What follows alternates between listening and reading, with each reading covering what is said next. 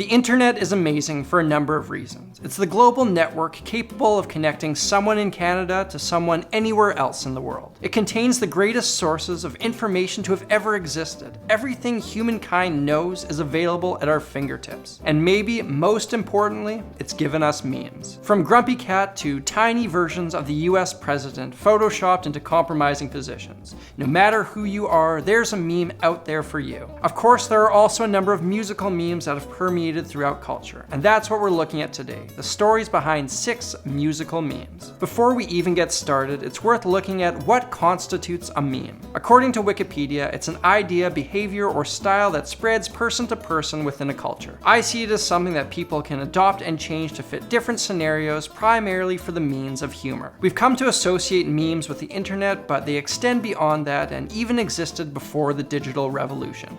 Let's check some out. First on our list is perhaps the most famous of them all, the Rickroll. An audience will be set up to believe they're about to watch a certain type of video, only to be surprised with the 1987 Rick Astley hit, Never Gonna Give You Up. This bait and switch has been responsible for a resurgence of this pop tune. Currently, it sits at 373 million views on YouTube. So where did this prank come from? It's believed that it started around 2006 on the message board 4chan, which is a bizarre place that I still haven't quite figured out. The director of the site created a filter that replaced the word egg with the word duck as a random odd type of joke. For example, if someone were to type out egg roll, it was automatically replaced with the word duck roll. Contributors to the site quickly realized this and started to have their own fun with the idea. They'd falsely advertise some exciting link that, when clicked, would show a picture or video of a duck on wheels. This practice became known as duck rolling. Then one fateful day in May of 2007, a link was shared claiming to be the first trailer of GTA 4. However, instead of getting a glimpse at the new video game, users were treated to the Rick Astley single. They were duck rolled with Never Gonna Give You Up.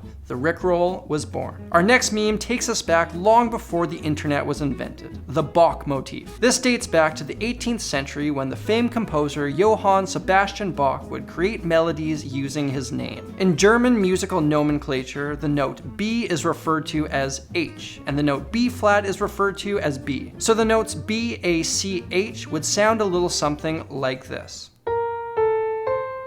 This series of notes would create a melody that Bach would use throughout his compositions. Musical scholars have noted that he used this theme far too often for it to be merely a coincidence. Since Bach's death, there have been hundreds of musical pieces written with this motif as an homage to the great composer. Our next musical meme takes us to current day, where the all-star but trend is still going strong. That is the Smash Mouth 1999 song All-Star, but with some sort of odd variation. Deviations include speeding up every time the word the is sung to the entire song being played using some guy's dog's ear. This is next level stuff here. Being born in 1987, I was 12 when the song first came out. I associate it with those awkward grade school dances, the end of the movie Rat Race, and of course the movie Shrek. For many of today's interneters, this song elicits a strong sense of nostalgia. Combine that with its inherent catchiness and you have the perfect tune for goofing and gaffing. For years there have been various viral videos inspired by the song, but only recently has it taken on new life. This can be attributed to the rare double viral video phenomena, where two seemingly unrelated videos combine to create a bigger and stronger meme.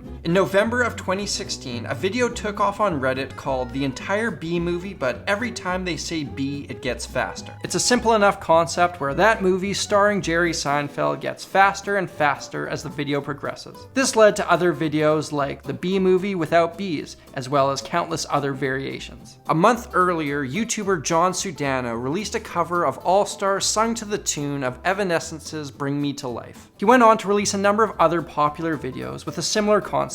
It was the perfect storm, and before long, these two memes combined to create a super meme. And that's why today we have videos like All Star, but every other word is B from Bee Movie, and the instrumental is Seinfeld. Oh, you gotta love it. Next up, we have a meme that is more or less isolated to jazz circles, the lick. This famous musical pattern has been used in numerous jazz solos by all sorts of artists and sounds a little something like this. My understanding is that a couple friends started a Facebook group where they would share examples of this passage. The community grew and eventually videos were stitched together of all these performances. From there, the joke spread from jazz school to jazz school like a virus. At every rehearsal, someone would play the lick as a joke and look around for a laugh. Trust me, I was there, I experienced it firsthand. I think my friend Adam Neely puts it perfectly. Yeah, and like with all in-jokes, it became unfunny pretty quickly.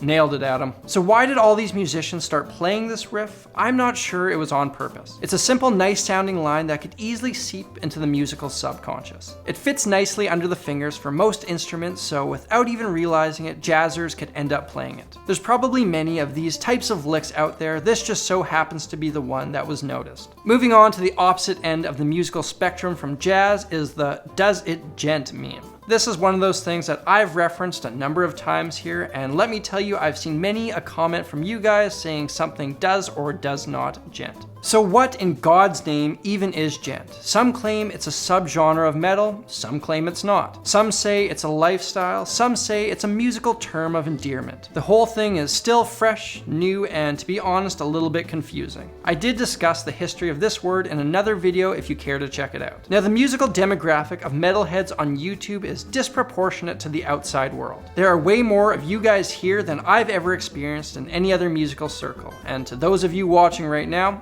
I salute you. This large community is a perfect breeding ground for a meme, and this particular goof can probably be attributed to YouTubers like Stevie T, who was memeing on this as far back as 2014. Jared Dines released a video called "But Does It Gent" in 2015, and Rob Scallon put out an especially cool interactive video called "Does It Gent," where fictitious record exec Rick Riffson asks that very question. This one still seems to be going strong, and people like you can pat yourselves on the back for making it happen. To wrap up this list, we're gonna look at the...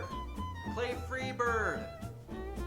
I guess we're gonna do Freebird. The 70s were a time where the guitar solo truly became a cultural icon. Perhaps the pinnacle of this was the amazing guitar crescendo in Lynyrd Skynyrd's Freebird. Since then, yelling for a band to play Freebird, whoever that group happens to be, has become rock's oldest joke. There seems to be two possible origins for this interesting trend. In 1976, Lynyrd Skynyrd lead singer Ronnie Van Zant asked the audience what they wanted to hear, to which they responded loudly with Freebird. This exchange was caught on record and released on their album One More for the Road. The other possible explanation is that a Chicago-based DJ implored his audience to request Freebird at a specific concert he deemed uncool. Either way, the snowball started rolling and people were yelling this everywhere from baseball games to presidential inaugurations. I've seen this happen a number of times. Perhaps the best response was when Dweezil Zappa looked at the heckler, asked him if that's really what he wanted to hear, and proceeded to play the solo note for note. And that, my friends, is a look at the stories behind 6 musical memes. One of the great things about internet phenomenons is you never know what or when the next one will be. To all my fellow memers out there, keep up the good work and Godspeed.